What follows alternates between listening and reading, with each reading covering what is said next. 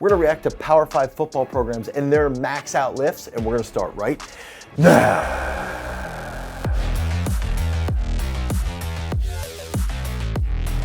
Now, one of the big factors that we've got to think about when we're talking about football, and we've covered this in other videos around benchmark numbers. We've talked about benchmark numbers for linemen, we've talked about benchmark numbers for running backs, numbers that will get you to that Power 5 level, to that D1 level. So now we're gonna peek at Wisconsin, Penn State, and Georgia's videos that they've put out around their strength training and around what they're actually testing, and then what we're looking for. What kind of depth are we looking for on squats? What kind of movements are we gonna see in general? Are they gonna be different between each program? Does one program see that there might be an exercise that should be used versus another program? Do those movements predict or have some sense of prediction for power output, which can then lead to better play on the field? So those are all things that we've got to think about when we're looking at this. And I, even as a coach, want to look at what's the environment that they're setting up. How are they setting up their max out sessions? Is there music blasting? Is it a DJ's box? Is it quiet? And you've got to try and dig deep and actually pull energy out and hit these monster lifts. So these are all things that we're going to think about as we work through this video. All right, so let's check out Wisconsin first.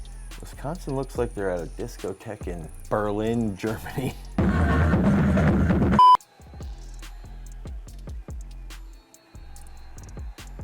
I would assume that they're trying to hit like a rep max, and it looks like he's got 1, 2, 3, 4, 5.5 plates on there. So that would be like a 525 squat. And you can see he's got really nice weight room. Look like they've got lights flashing like crazy. So they must be hitting this rep max. Now, the problem I have here is that there's that much weight on. Okay, so if we're hitting a prescribed rep max, that's great. How do we know, I'm pausing right here and I want to show, like, hips are clearly above 90 there at full depth. And if we come out of the bottom, it's almost like a Joel Seedman type squat. Is this good? We've broken down some research around full range of motion squats versus quarter squat and what that looks like as far as jumping ability. And we've seen full range of motion always wins as far as jumping ability and sprinting ability. So as far as what it looks like, absolutely phenomenal. Like a cool environment, cool setup. Squat application, I would say like a 5.5 out of 10. Not bad, but I would look for something a little bit deeper, a little bit more full range of motion. And this is their squat fest. So I do think this is the other cool thing, is like they've got the iron there. They've got everything playing. They've got DJs playing. Man, look at that. That's pretty serious. And they've got their new coach coming in. It was the coach, I think is it Fickle or the coach that was at Cincinnati? They got a good hire. So it's going to be interesting to see how this goes. Comes out, big squats. What are they loading up here if we can get on this? Looks like that's about 405 or 590. No, it's like 475 right there. Okay, so here we got, this guy's squatting a little bit deeper. I wouldn't say tremendously deep, but actually still a little bit deeper there, coming out of the bottom position right there. Maybe a little bit more low bar. This guy's fighting. Decent position, he looks like a lineman. I guess what I would think back is I'm thinking back to like Joe Thomas, Wisconsin days. What types of squats was Joe Thomas doing back in the day? Was he doing squats like this or more full range of motion? I don't know. Maybe he was doing partial. Now this dude looks like he's getting drastically deeper, and he's got 1, 2, 3, 4, 5, 6 plates on there, so that might be 565. That looks pretty freaking good. So that could also just be different across the board. I think they're going to have a good season with a new coach coming in. I'm interested to see. I do think their squats could be a little bit deeper though. Environment, obviously cool. And I would say that that's another big common factor with the big time programs, is that they show like group settings. It's way more fun to train in a group setting because you get elevated by everybody around you. Whereas when you're in an individual setting, it's sort of like maxing out with like soft rock from the 1970s. Now let's get into Penn State, my alma mater. Okay, so we got Micah Parsons' comment. Y'all putting something different in the protein shake. So we got 1,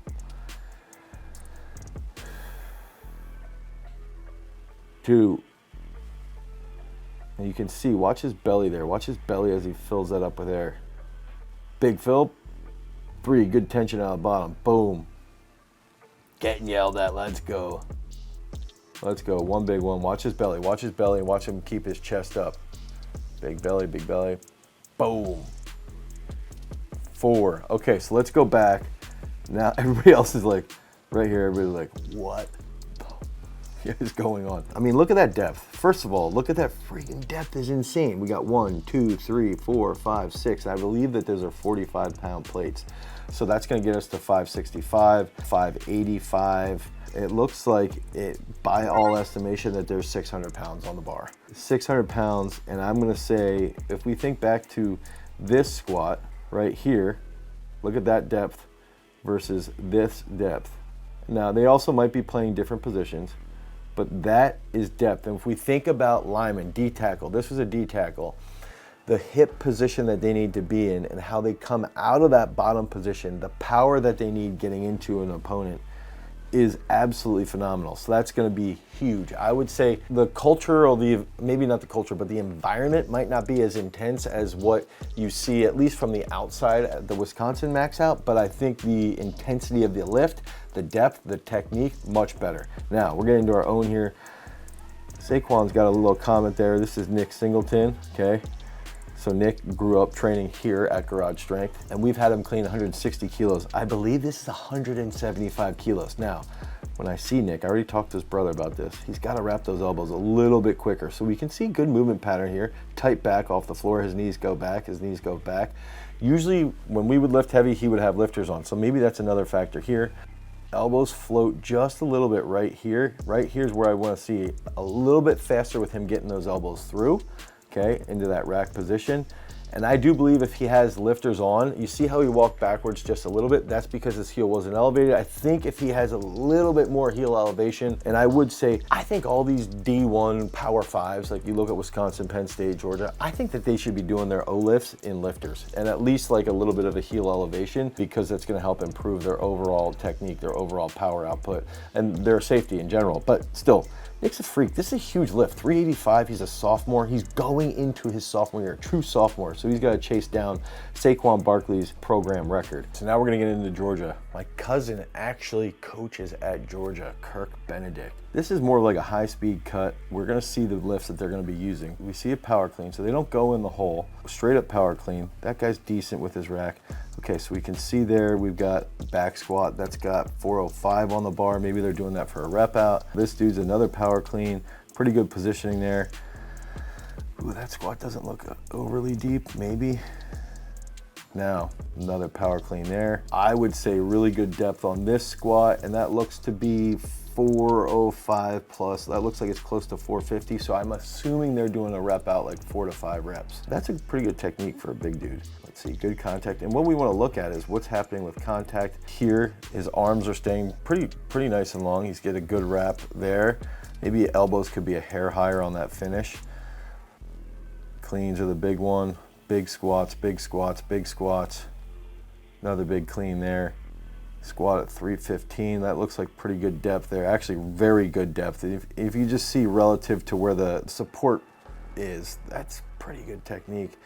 A little tight there in the shoulder capsule. Actually, this guy, I think, does not make contact. Okay, so he does not make contact on his clean. I'm sure this dude is an absolute monster on the field. Probably going to be a Division I or a first-round draft pick. One thing I would try to teach any football player, any athlete, especially a lineman, because we want to think about hips. This could just increase his game a little bit. He's an absolute beast, dude. I'm not saying anything about his play, but try to get this athlete to make contact so his hips extend a little bit earlier.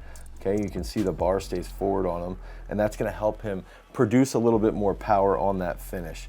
Big back squats. And I wanted to point out that the unique part around Georgia was that most of what I saw from Georgia was based around them benching with a pad, just a little bit of a pad. So I wonder if that's shoulder-based issue or if that's something around decreasing the range of motion, focusing maybe more on tricep strength, tricep endurance. So the big factor though looks like we've got big cleans, we've got big full range of motion squats, we've got big partial range of motion squats from Wisconsin. And I think that we can sort of look at, and we know that full range of motion squats are going to be more productive as far as speed is concerned, as far as jumping ability is concerned. So I would say if you're a football player, try to focus on that full range of motion. The interesting part with Georgia was the pad on the bench press. I don't think all of their bench presses were done with a pad, but some of them were. So that's something to keep in mind. Another thing I wanted to bring up, a lot of coaches out there will shy away from a power clean or a full clean or even snatches. These are programs that spend millions of dollars every single year trying to research and see which movements transfer best for their athletes to the field. They spend millions. They have specific parts of their coaching is literally, they have some coaches that are on there just as sports performance analysts. So they look at research and they look at cleans, squats, front squats, single legs, what's best for their overall performance on the field.